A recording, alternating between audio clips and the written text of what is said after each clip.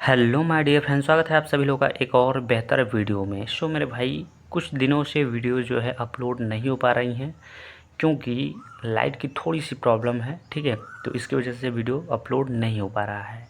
तो चलिए अब हम लोग एक बार फिर से अपनी पढ़ाई को जारी करते हैं। तो जितने भी हमारे भाई हैं वो क्लास 10th में हैं और यूपी बोर्ड 2026 में मैथ्स की तैयारी कर रहे हैं, उन सभी विद्यार्थियों के लिए ये वीडियो काफ़ी इम्पॉर्टेंट होने वाला है। इस वीडियो में हम लोग 20 महत्वपूर्ण जो है ऑब्जेक्टिव के जो क्वेश्चन होते हैं उन सभी क्वेश्चन को यहाँ पर कवर करने वाले हैं। तो चलिए वीडियो को बिना देरी करते हुए वीडियो को स्टार्ट करते हैं। तो चलिए यहाँ पर आप लोग देख सकते हैं, आपका ये पहला क्वेश्चन रहा। पहला क्वेश्चन में क्या बोल रहा है कि धन पूर्णांक 6a+5 से ठीक पहले आने वाला धन पूर्णांक होगा। तो ऑप्शन नंबर फर्स्ट में दिया गया है 5a+4, दूसरे में दिया गया है कि आप 6a+4, और यहाँ पर दिया गया है तीसरे में 15a+5, यहाँ पर दिया 5a+6 दिया गया है। तो देखिए इस क्वेश्चन का करेक्ट आंसर होगा आपका 6a+4, ऑप्शन नंबर इसका दूसरा। अब आप बोलेंगे कैसे? देखिए यहाँ पर बोला है क्या 6a+5 से ठीक पहले। तो देखिए 6a आपका जो है वही रहेगा, उससे ठीक पहले क्या आएगा, यहाँ पर 4 आएगा। तो ऑप्शन नंबर इसका सेकंड वाला सही हो जाएगा। तो चलिए अब हम बात करते हैं यहाँ पर क्वेश्चन नंबर सेकंड यानी दूसरा। क्वेश्चन नंबर दूसरे में क्या बोल रहा है? अपरिमेय संख्या है। ठीक है, आप सभी को पता होना चाहिए कि परिमेय संख्या और अपरिमेय संख्या किसे बोला जाता है। तो ऑप्शन नंबर यहाँ पहले में दिया गया है क्या 22/7 दिया गया, दूसरे में दिया गया पाई दिया गया, और तीसरे में क्या दिया गया है 0.69, और चौथे में दिया गया 5/√16 दिया गया। तो इस क्वेश्चन का जो करेक्ट ऑप्शन होने वाला है वो होने वाला है ऑप्शन नंबर बी, यानी कि ये पाई का जो मान होता है, ठीक है, पाई का जो मान होता है यानी पाई ही क्या होगा, आपका एक अपरिमेय संख्या होगा। तो चलिए अब हम लोग चलते हैं अपने नेक्स्ट क्वेश्चन की ओर। यहाँ पर आप लोग देख सकते हैं आपका क्वेश्चन नंबर तीसरा आपको दिख रहा होगा। क्वेश्चन नंबर तीसरे में क्या बोल रहा है? संख्या 5√3 क्या है? तो देखिए जब भी कोई संख्या अभाज्य संख्या अगर अंडर रूट में है तो वो क्या है, वो किसी भी संख्या के साथ गुणा करेगा तो वो हमेशा अपरिमेय ही कहलाएगा। उदाहरण के तौर पे अगर हम बात करें, मान लीजिए आपको यहाँ पर दे दिया गया 5√4, ये दे दिया गया। अब आपसे पूछा जाएगा ये बताइए कि ये जो है परिमेय संख्या है या कि अपरिमेय संख्या है। तो आप क्या बताओगे? सबसे पहले आप 5 को तो 5 लिखोगे, और ये रूट में आप यहाँ पर देख सकते हैं 4 जो है ये 2 का वर्ग होता है, तो रूट से जो है ये बाहर हो जाएगा, और 2 पंचे क्या हो जाएगा 10। अब ये संख्या जो है अपरिमेय नहीं कहलाएगी, अब क्या हो जाएगा, ये परिमेय संख्या हो जाएगा। क्यों हुआ भाई? क्योंकि ये एक पूर्णांक संख्या है। समझ रहे हैं इस बात को? ठीक है, अगर यहीं पर हम बात करें तो यहाँ पर 5 यहाँ पर जो आपको दिया गया है 3, ये संख्या जो है रूट से बाहर नहीं निकल पाएगी। तो इस कारण जो है ये संख्या आपकी क्या होगी, अपरिमेय संख्या कहलाएगी, यानी ऑप्शन नंबर इसका तीसरा करेक्ट ऑप्शन होने वाला है। ठीक है, तो चलिए बढ़ते हैं अपने नेक्स्ट क्वेश्चन की ओर। यहाँ पर आप लोग देख सकते हैं ये दिया गया है आपका क्वेश्चन नंबर चौथा। ठीक है, क्या दिया है? क्वेश्चन नंबर चौथा है। क्वेश्चन नंबर चौथे में क्या बोला? निम्नलिखित संख्याओं में से परिमेय संख्या होगी, यानी परिमेय संख्या कौन सी होगी? तो अंडर रूट में 5 ये तो बिल्कुल भी नहीं होगा क्योंकि ये बाहर ही नहीं निकल पाएगी, और ये भी आपका परिमेय संख्या नहीं होगा, और ऑप्शन नंबर तीसरा में जो दिया गया वो भी परिमेय संख्या नहीं होगा। परिमेय संख्या का मतलब जो रूट के बाहर निकल सके। तो ऑप्शन नंबर अगर दूसरे की बात करें तो ये दिया गया है रूट में 1, और रूट में 1 जो है ये एक का ही वर्ग होता है, तो ये रूट से बाहर आपका निकल जाएगा। तो इस तरीके से क्या हो जाएगा, आपका दूसरा ऑप्शन जो है वो परफेक्ट यानी करेक्ट ऑप्शन हो जाएगा। तो चलिए अब हम बात करते हैं क्वेश्चन नंबर 5वां। यहाँ पर देख सकते हैं तो क्वेश्चन नंबर 5वां में आपसे बोल रहा है क्या निम्नलिखित परिमेय संख्या है, ये परिमेय संख्या आपसे इसमें भी पूछ रहा है। तो देखिए यहाँ पर आपका जो परिमेय संख्या होगा वो हो जाएगा 2.7373। तो यहाँ पर जो रिपीट कर रहा है इसको हम क्या लिख सकते हैं, 2.73। आप चाहें तो इसको 4 भी बढ़ा सकते हैं, बट ये 4 से कम है इसलिए इतना इसको लिखा जाएगा। तो ऑप्शन नंबर इसका जो तीसरा वाला ऑप्शन है वो करेक्ट ऑप्शन हो जाएगा। तो चलिए बात करते हैं यहाँ पर क्वेश्चन नंबर 6वें को। यहाँ पर आप लोग देख सकते हैं ये दिया गया आपका क्वेश्चन नंबर 6। क्वेश्चन नंबर 6 में आपसे पूछ रहा है किसी पूर्णांक m के लिए प्रत्येक सम, यानी प्रत्येक सम निम्नलिखित रूप का होता है, यानी प्रत्येक कंडीशन पे मतलब इसमें से कौन सा ऑप्शन को हम उठाएंगे जिसमें हम या तो सम लें या तो विषम लें, लेकिन प्रत्येक कंडीशन पे वो हमेशा सम ही रहता है। तो चलिए ट्राई करते हैं। ऑप्शन नंबर फर्स्ट आपका बिल्कुल भी नहीं होगा, क्योंकि अगर हम यहाँ पर सम कोई संख्या सम लेंगे तब ये सम हो जाएगा।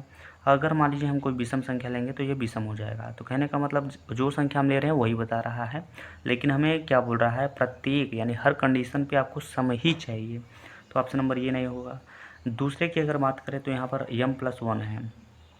मान लीजिए m के स्थान पे हम कोई संख्या सम 4 लेते हैं और प्लस में 1, तो ये हो गया आपका क्या, 5 हो गया।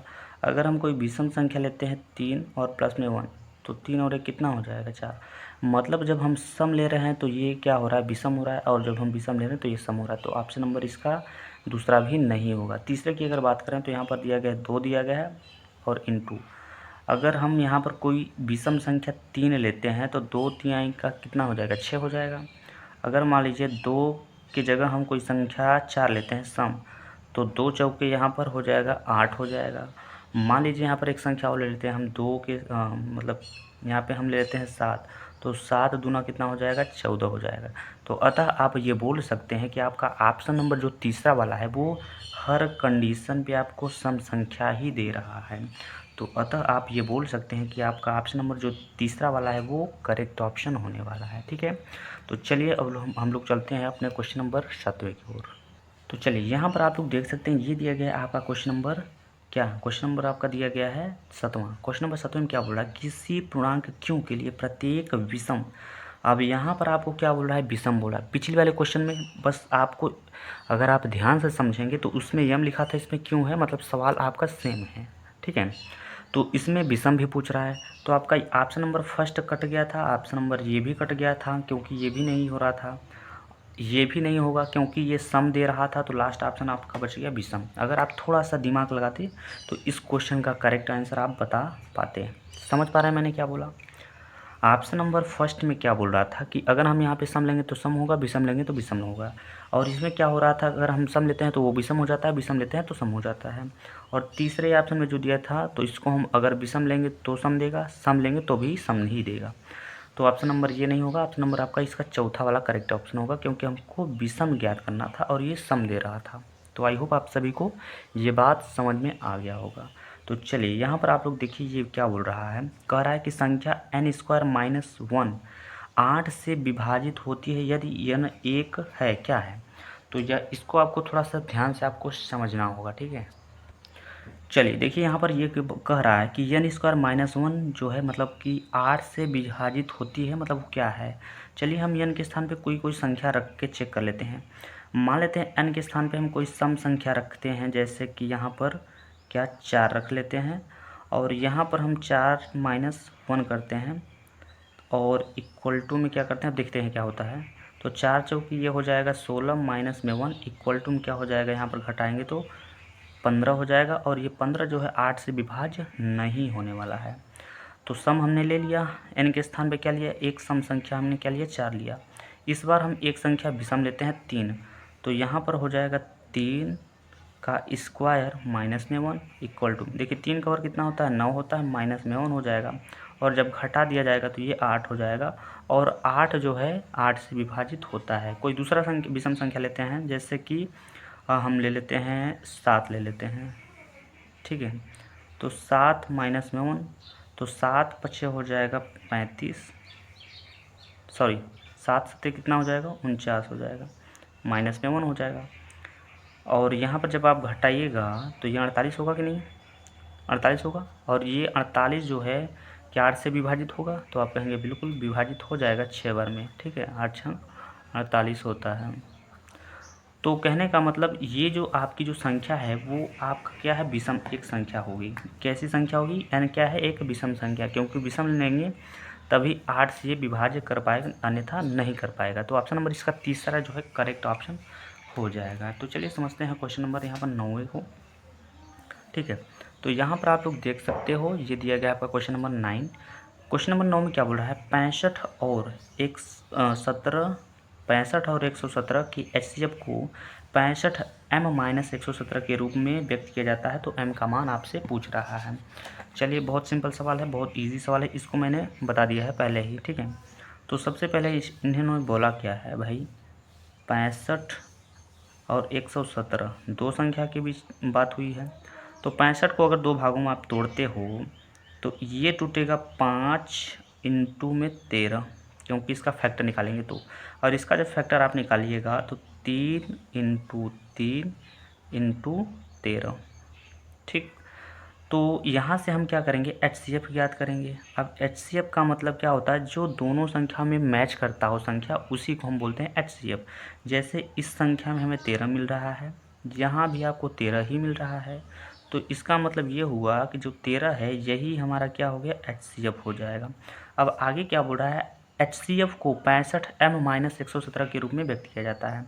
तो कहने का मतलब ये हुआ कि आप 13 लिखिए, उसके बाद बराबर में आप लिखो 65m-117, ये हो जाएगा। ठीक है, समझ रहे हैं इस बात को। तो अब क्या करिएगा, यहाँ पर लिखिएगा 13, ये 117 को जब 95 करेंगे तो प्लस में 117 हो जाएगा, इज इक्वल टू हो जाएगा 65m। अगर इसको आप जोड़ते हैं तो 130 इसका जोड़ आएगा, और बराबर में आपका क्या हो जाएगा, 65m। 65 से जब काटिएगा इसको तो यम का मान आपका जो ज्ञात होने वाला है, यानी ज्ञात होगा, तो यम का मान ज्ञात होकर कितना आएगा, 2 आ जाएगा। ठीक, कितना आएगा, 2 आ जाएगा। अब चलिए चेक कर लेते हैं किस ऑप्शन में हमारा 2 दिया गया। तो आपके ऑप्शन नंबर यहाँ पर दूसरे में दिया गया है, तो ऑप्शन नंबर दूसरा ही करेक्ट ऑप्शन हो जाएगा। तो चलिए अब हम बात करते हैं क्या, क्वेश्चन नंबर, यहाँ पर हम बात करेंगे क्वेश्चन नंबर 10वें को। इसका ऑप्शन थोड़ा सा मिसप्रिंट है, तो ऑप्शन नंबर इसको आप कट करके यहाँ पर आप लिख लो क्या, 13। क्या लिख लोगे, 13 लिख लोगे। तो यहाँ पर कह रहा है कि वह सबसे बड़ी संख्या है जिसमें 70 और 125 को विभाजित करने पर क्रमशः 5 और 8 प्राप्त है हो, वह संख्या है, यानी वह संख्या कौन सी है। तो इसमें आपको कुछ भी नहीं करना, बहुत एक छोटा सा आपको लॉजिक लगाना है। क्या लगाना है, सबसे पहले हमें संख्या दिया क्या गया है, 70 दिया गया है, तो 70 से जब भाग दिया जाएगा तो उसका शेषफल कितना हुआ, 5 बचा। तो इस शेषफल को आप पहले आप घटा लो, तो आपका घटे कर आएगा कितना, 65 आ जाएगा। दूसरी हमारी जो संख्या है वो क्या है, 125 है, तो हमारा जो शेषफल बच रहा है 8 बच रहा है। इसको जब आप घटाइएगा तो 117 बचेगा। और अभी हमने आपको इन दोनों का जो है HCF अभी मैंने बताया है, तो इन दोनों का जो HCF था कितना निकल के आया था, कितना निकल के आया था, तो 13 निकल के आया था। तो यही इस क्वेश्चन का जो है करेक्ट ऑप्शन हो जाएगा। ठीक है, ऐसे चाहे जितने भी क्वेश्चन आ सकते हैं, आप सबसे पहले क्या करिए, घटा लीजिएगा, घटाने के बाद उसका HCF ज्ञात कर दीजिएगा, वही उस क्वेश्चन का करेक्ट ऑप्शन हो जाएगा। तो ऑप्शन नंबर फर्स्ट इसका करेक्ट हो जाएगा। समझ रहे हैं इस बात को। तो चलिए चलते हैं अपने क्वेश्चन नंबर 11 की ओर। यहाँ पर आप लोग देख सकते हैं क्वेश्चन नंबर 11 में क्या बोल रहा है। इस वाले क्वेश्चन को बहुत ही प्यार से समझिएगा, बहुत ध्यान से। कह रहा है यदि दो धनात्मक पूर्णांक a और b को a बराबर x³ और y² और यहाँ पे दिया गया है b का मान दिया गया है x y पे 3 के रूप में व्यक्त किया जाए, जहाँ x और y अभाज्य संख्याएं हो, तो HCF ज्ञात करिए। तो यहाँ पर सिंपली आपसे HCF पूछ रहा है, क्या पूछ रहा है, HCF पूछ रहा है। चलिए इसको भी हम लोग याद कर लेते हैं। तो देखिए क्या सबसे पहले मान दिया गया है, तो सबसे पहले हमें दिया गया है क्या, x पे पावर 3 और y पे पावर 2 दिया गया है। दूसरा वाला जो हमारा मान दिया गया है b का मान, वो दिया गया है x y पे पावर 3। तो कुल मिलाकर आपको करना क्या है ये समझिए। ठीक है, HCF ज्ञात करने के लिए तो यहाँ पर संख्या एक हमारा चर पद जो है x है और एक y है, तो हमें HCF निकालना है। तो सबसे छोटी वैल्यू लेंगे, जैसे x की सबसे छोटी वैल्यू क्या होगी, यहाँ पर x पे 3 है, यहाँ पर x है, तो छोटी वैल्यू क्या हुई, केवल x हुई। और y पे 3 है, y पे 2 है, तो छोटी वैल्यू लेना है, तो y पे स्क्वायर हो जाएगा। और इस तरीके से यही आपका HCF हो जाएगा। ठीक है, अगर आपको ज्ञात करना आता है किसी और मेथड से तो आप ज्ञात कर सकते हैं। तो XY² ऑप्शन नंबर इसका जो दूसरा वाला है वो करेक्ट ऑप्शन हो जाएगा। तो चलिए अब हम बात करते हैं क्वेश्चन नंबर 12। यहाँ पर आप लोग देख सकते हैं ये दिया गया क्वेश्चन नंबर 12। ठीक है, क्वेश्चन नंबर 12 में क्या बोल रहा है, सेम सवाल ये भी है, बस थोड़ा सा यहाँ पर अलग है। कह रहा है यदि दो धनात्मक पूर्णांक P और Q, यानी P का मान यहाँ पर इतना दिया है और Q का मान दिया है, के रूप में व्यक्त किया जाता है, जहाँ x और y अभाज्य हैं, तो एलसीएम ज्ञात करिए। पिछली वाले सवाल में आपसे HCF पूछा था, इस सवाल में आपको क्या बोल रहा है, एलसीएम ज्ञात करिए। ठीक है, इसमें भी आपको कुछ नहीं करना है, क्या करना है फिर, तो सबसे पहले हम p का मान लिख लेते हैं। तो p का मान जो हमें दिया है वो ab का स्क्वायर दिया है, ठीक है। और यहाँ पर q का जो मान दिया गया है वो a पे पावर यहाँ पर 3 दिया गया है और b दिया गया है, ठीक है। अब इसका हमको निकालना है एलसीएम। एलसीएम का मतलब सबसे बड़ी घात। तो सबसे पहले a का सबसे बड़ी घात कितना है, a पे पावर 3 है, तो a पे पावर 3 लिखिए, ठीक है। और उसके बाद b है, b का सबसे अधिक घात कितना है, तो b का सबसे अधिक घात b पे पावर 2 है। तो यही इस क्वेश्चन का जो है करेक्ट ऑप्शन हो जाएगा, यानी a पे पावर 3 और b पे पावर 2, यानी ऑप्शन नंबर इसका डी करेक्ट ऑप्शन होगा। चौथे वाला ऑप्शन करेक्ट होने वाला है। तो चलिए अब हम लोग बढ़ते हैं अपने नेक्स्ट क्वेश्चन की ओर। तो यहाँ पर आप लोग देख सकते हैं ये दिया गया है आपका क्वेश्चन नंबर 13। क्वेश्चन नंबर 13 में क्या बोल रहा है, ये क्वेश्चन बहुत इंपॉर्टेंट है भाई, ठीक है। क्या है, इम्पॉर्टेंट है। जो इम्पॉर्टेंट क्वेश्चन होते हैं मैं आपको वहाँ पर शुरू में ही बता देता हूँ क्वेश्चन बताते समय। तो क्वेश्चन में क्या बोल रहा है, एक शून्योत्तर परिमेय संख्या और एक अपरिमेय संख्या का गुणनफल क्या होता है। कहने का मतलब आपसे ये कहना चाह रहा है कि कोई परिमेय संख्या ले लीजिए 4 और कोई अपरिमेय जैसे संख्या रूट में ले लीजिए 5, इसका जब गुणा कराएंगे तो ये क्या हो जाए, 4 अंडर रूट में 5 ही प्राप्त होगा।